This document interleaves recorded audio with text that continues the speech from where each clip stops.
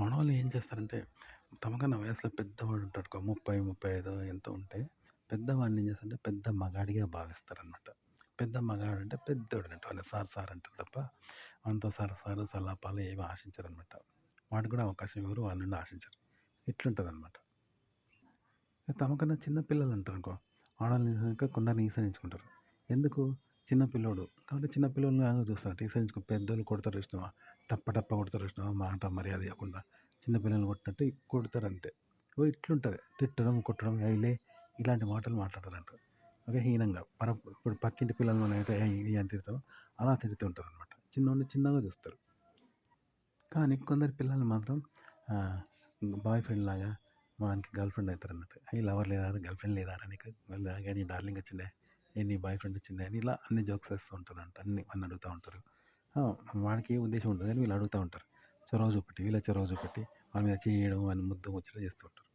ఇలా ఏం చేస్తారంటే గోకులంలో గోపాలకృష్ణుని చేసినట్టు చేస్తా ఉంటారు. చిన్న పోరల్ని పెద్దోళ్ళు ఆడోళ్ళు. ఎందుకు అంటే అక్కడేందంటే ఆ చిన్నోడైనా కూడా ఇప్పుడు ఒక అమ్మాయి పెద్దోడి నుండి ఏం ఆశిస్తుంది?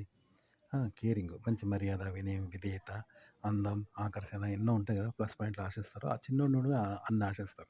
పిల్లోడు సంస్కారవంతంగా, తెలివిగా, మర్యాదగా మాట్లాడితేనే వాడిని బాయ్ ఫ్రెండ్‌లాగా, లవర్‌లాగా చూస్తారంట. ఎడ్డిగా, అమాయకంగా ఉంటే వాడిని తిట్టడం, కొట్టడం, పెద్దోళ్ళని అసహించుకుంటారు. పెద్ద మగాడిని వాడు వీడని తీసేది.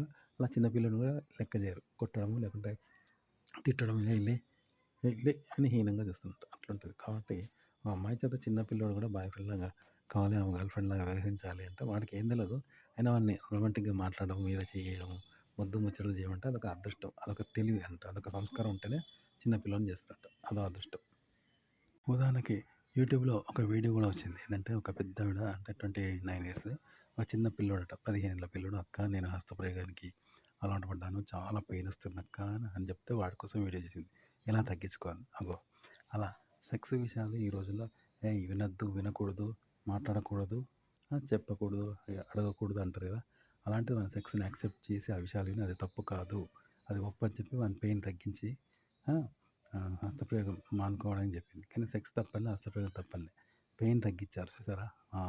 వ్యసనం నుండి బయటపడేలాగా వస్తది చెప్పింది. ఎవరైనా మాట్లాడతారా? ఇగో చిన్న పిల్లలకి అట్లా చనువు ఉంటది. పెద్దవాళ్ళు అట్లా చనువు ఇస్తారు. అది పెద్దోడిదే తింటారా?